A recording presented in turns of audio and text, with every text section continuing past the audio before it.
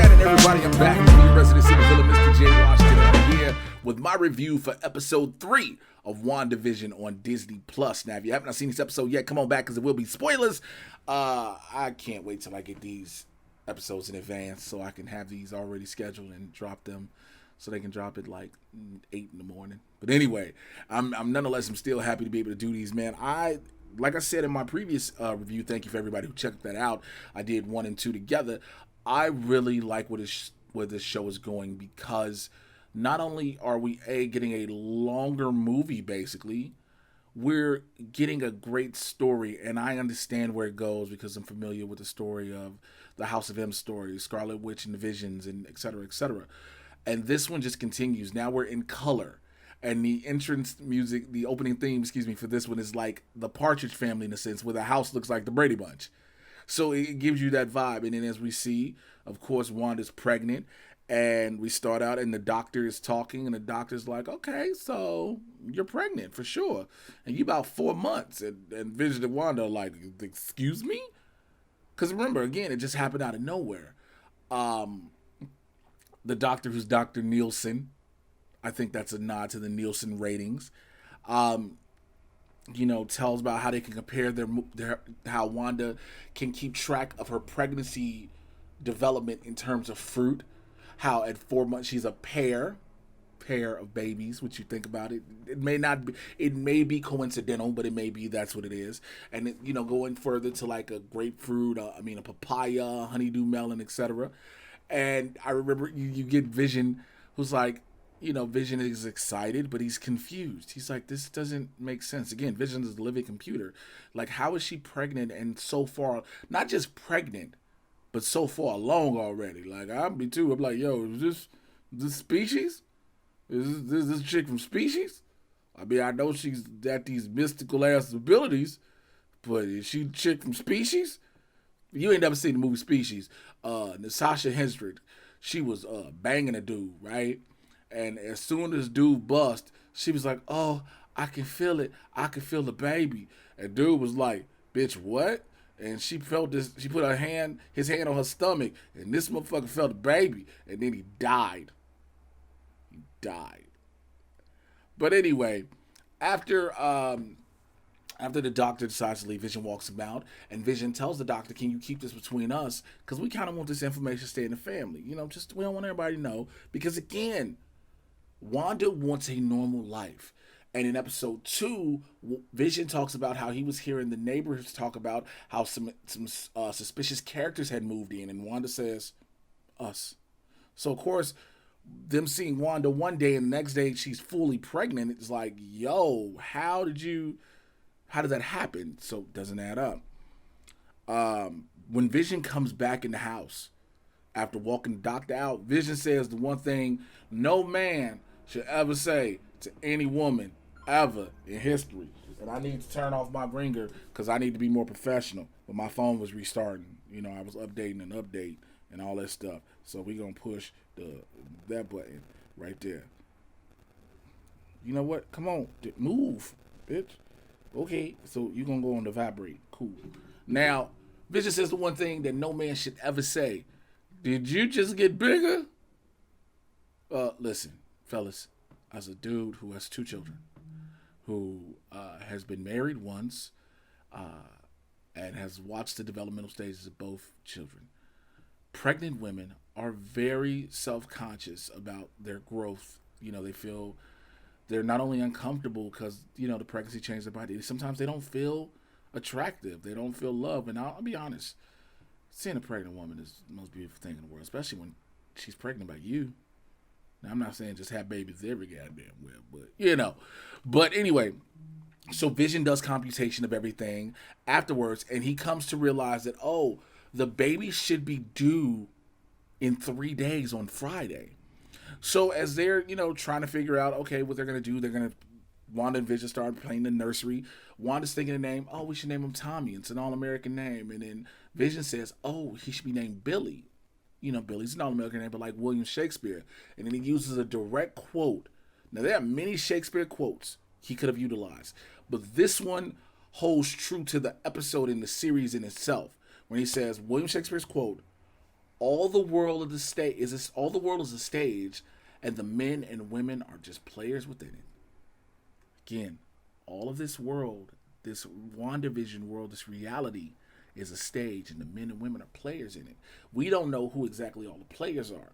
So basically, you have I don't want to go bit by bit, but Wanda all of a sudden starts having contractions within 10 minutes. She starts having Braxton Hicks contractions, which are false labor, but they're contractions. Then her water breaks, and when her water breaks, water goes everywhere throughout the house and the community. She even goes and has a real contraction, and it starts flickering the electricity. We go to a scene where it cuts to Dottie and Phil. Phil's reading the paper where it says a new fire hydra, which is supposed to say fire hydrant, is installed. But when Dottie comes out, his wife's like, yo, do these earrings make me look fat? The power goes out. My man says, oh, thank God. Dudes know better. You have all these little things. You got Geraldine in this, which, again, Tiana Paris, who we already know she's really Monica Rambeau. There's no secret about who she really is. But she comes in and sees that, Wanda's trying to hide that she's pregnant. So Wanda puts a coat on, and Geraldine says, it's like 76 degrees outside, yo. You all right? And so, again, Wanda is having contractions. She goes in the kitchen. She has a contraction, changes into a raincoat. Because Geraldine comes over to pick up a bucket. She's flooded in the crib because, water everywhere because Wanda's water broke. Like, damn. But then Wanda has another contraction. She goes from a raincoat to a mink, and she's like, oh, good. Like, she likes the coat. But then Geraldine's coming in the kitchen. Again, she's trying to hide the pregnancy. And Wanda is going through so much, so she holds a bowl of fruit, and she goes to sit down. And she thinks Geraldine was about to leave. But then Wanda sees a stork start walking. And then she has Geraldine tell the story that she was trying to keep her from telling. Now, here's something unique about the stork. Wanda tries to use her abilities to get rid of the stork. But when she tries to, a plume of red smoke comes up.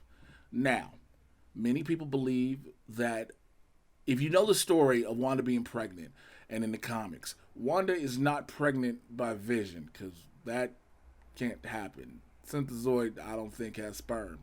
I'm not even 100% sure he has a dick. But then again, clearly he does, because they've been fucking. So, but I also feel like this. Vision is just a living vibrator. So, sue me.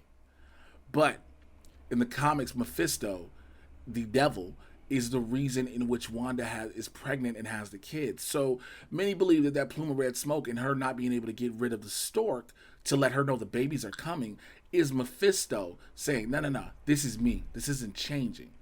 The stork is in the house, almost bites Geraldine and all these different things.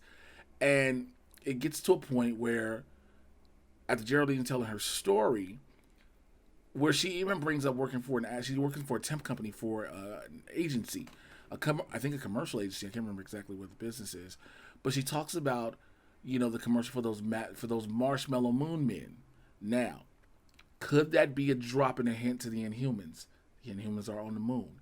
It has been speculated that WandaVision can be the key, to bring in not only the mutants but the Inhumans back. So, I wouldn't mind seeing the Inhumans back. I wouldn't mind seeing them be done right. Because we all remember that menagerie, that catastrophe, that mutilation that happened on ABC, that abuse of gross negligence, and all the other synonyms I could think of. But nonetheless, Wanda starts to go into actual labor, because that's when Wanda has a real contraction and Geraldine realizes she's pregnant. And she's like, oh, Wanda has a full contraction, and basically she is going into labor. Geraldine's helping. Now, I forgot to include that at a point Vision goes outside to talk to Herb. Herb is cutting the hedges, and when he's walking the doctor out, Herb is cutting, not just using the hedge timber to cut hedges, he is cutting through a brick wall. He is cutting directly through it. Vision acknowledges it to Herb. Herb's like, oh, you're right. And for a second keeps going and stops. Now, that was earlier. While Wanda's in labor, Vision runs literally and gets the doctor, who's on his way to Bermuda, comes back. We also got another commercial. Forgot to include. We got a commercial this time for Hydra Soap. You want to go away to a new land, a different dimension, and all these things. These different clues they drop in each of the commercials that let you know this is a warped or bent reality, if you will. Nothing's real.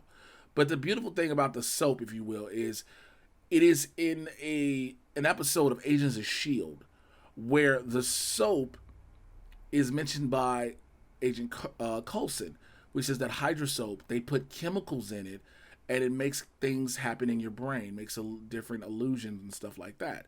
So it's nice to see this, like, oh, we're going further and letting it be known. Now, I was talking with my buddy Winston A. Marshall, my co-host of Blurs in the Hood and whatnot, and many others tend to think that Hydra is playing a major part in this. I don't. I think that the Hydra references are because Baron von Strucker worked for Hydra, and Hydra is key, if you will, in the creation of Wanda. Well, her powers. I'll say that.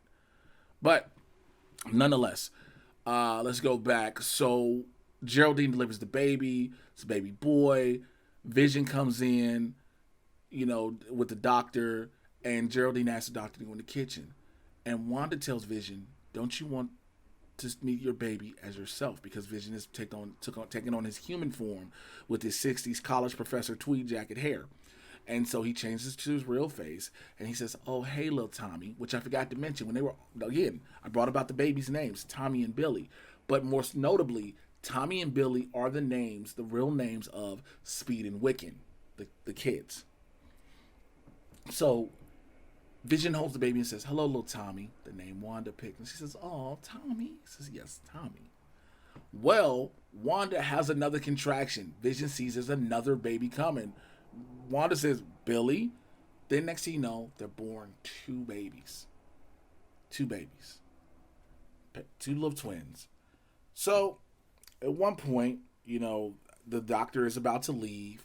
Vision walks him outside. Early when the doctor was brought in, the doctor says, it felt like we were flying. Probably were. But the doctor is getting ready to leave. And then Vision sees Herb talking with Agnes. And they're having a discussion. And they start questioning Vision. Is Geraldine there? Vision's like, yeah, why? It's like, she's kind of weird. She just moved here. She's new. She's very new. She doesn't have any family, no husband, no home. She just appeared. And, they're like, because, Herb starts giving the description of, trying to tell Vision something. And like, we're all, this is all, and then Agnes stops him. Now, it has been established, possibly, I want to say been established, it's more than likely that Agnes is really Agatha Harkness, who helps Wanda, with the kids and the birth of the children, but also works for Mephisto in the comics. But we know, for those of us that are comic book fans and follow the comic book stories that are translated and adapted to the screen, that they don't go always bit by bit with every story, story element, and things change up. So she may not be working for Mephisto, or she could be and trying to pull away from it. But there's also talk that Herb is really the High Evolutionary. So instead of us thinking just when we first see him, he's just a regular guy in the neighborhood and, in this crazy world of Westview, he might actually be a High Evolutionary, which means that in this altered reality, in this tragic mind state of Wanda Maximoff, you have different elements that are trying to save her, get her out, or stop her. So you have, as we know, Sword's involved, and Sword is trying to stop this and get Wanda out of this and bring Wanda back to reality. If the red plume of smoke and the toaster from episode 1 in the commercial, the 666, indicate Mephisto is trying to control Wanda more so. Again, bring the children bring the children of his through her. But then you also may have Agatha Harkness and the High Evolutionary trying to save Wanda. Now, you also could possibly put in Hydra, if they're involved. I'm skeptical on Hydra's full involvement in this, because yes, Hydra's motto is cut off one head, two more take their place. But also, Hydra was badly wounded. Now again, reality is completely different. Even outside of Wanda, remember the snaps have changed reality as a whole. Not only just people having aged and have not aged, but many other things that we've yet to see. So you might have all these different things. So basically, we go back to the house. Geraldine is with Wanda, and they're looking at the twins, and Wanda says, "I'm a twin." She said, "I had a brother named Pietro, but he was killed." And then then Geraldine says, "He was killed by Ultron, wasn't he?" And Wanda's face is, "Bitch, what? What you say?" It was that Pietro was killed by Ultron, and then Wanda almost had this, "Why did you say that name? Batman v Superman Martha" moment. And so Geraldine, being stuck, realizing what she said, she's trying to backtrack and says, "No, I said you're a wonderful, strong woman and strong-willed woman and all these things." Wanda's snapping like, no, you didn't say that. Why did you say Pietro? Because even before then, she's singing a lullaby to the twins in Sokovia. So remember, the question also had been, where was Wanda's Sokovian accent? Well, we start to generally hear it again when she says Pietro. She doesn't say Pietro. She's Pietro. She says it in that Sokovian accent. She sings the lullaby in Sokovian. But again, once Geraldine mentions that her brother was killed by Ultron, it sets Wanda off. Remember, Wanda has made this reality to have a normal life, to eliminate the pains in which she's dealt with. At a point where Vision and Wanda are talking about the children, the baby, excuse me, because it's not even children, the baby. Vision is talking, and Vision realizes how things just aren't right. Things don't seem right, and they don't seem normal.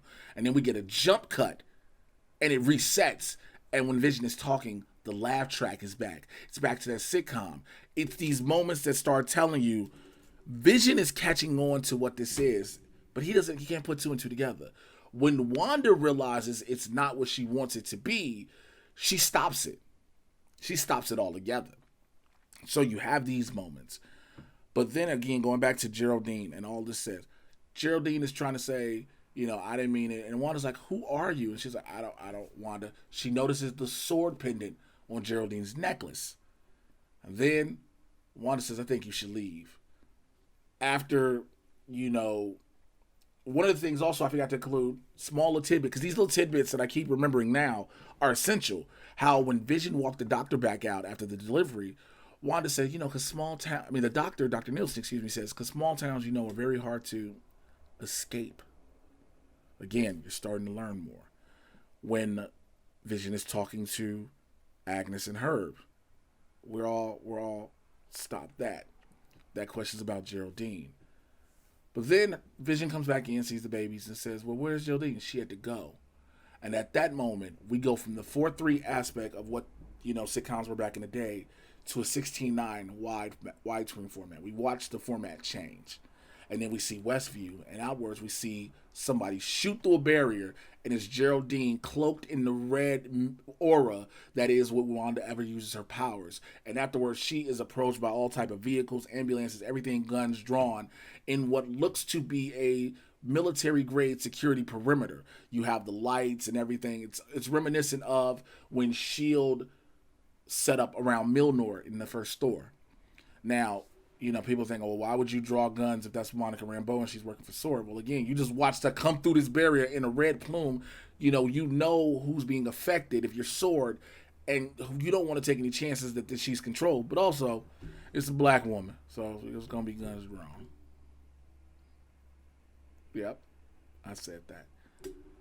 But the more so thing is you want to make sure everything's okay. And also, S.W.O.R.D. is more aggressive than what S.H.I.E.L.D. was. And that's the end of the episode. So we're getting so much. We're getting this turn. We now see what Westview really is, in a sense, if you get me. You know what I'm saying? We see the barrier. We see how it's not your normal town. We see that it's changed. Now, if you are familiar with the House of M storyline and the Scarlet Witch and the Visions, you know that what is Westview here in this series is Pleasant Hill in the comics. So I think it's the same thing, just changing the names. But now we're understanding things are starting to unravel. As I told people, you have to wait to episode 3 even more to see how things are unraveling. Now, see how things are changing. And it's getting wilder. And it's like, okay, what's going on? Who is really who? Who is working for her and against her? We have the children now. They're born, Tommy and Billy, Speed and Wiccan. But if you know in the comics, the kids aren't real at first. They are literally just created by Mephisto. But eventually they are real again. They're brought back to life and they join the Young Avengers. So all of these things could seem like they're setting up Young Avengers down the line, which I believe that along with many others.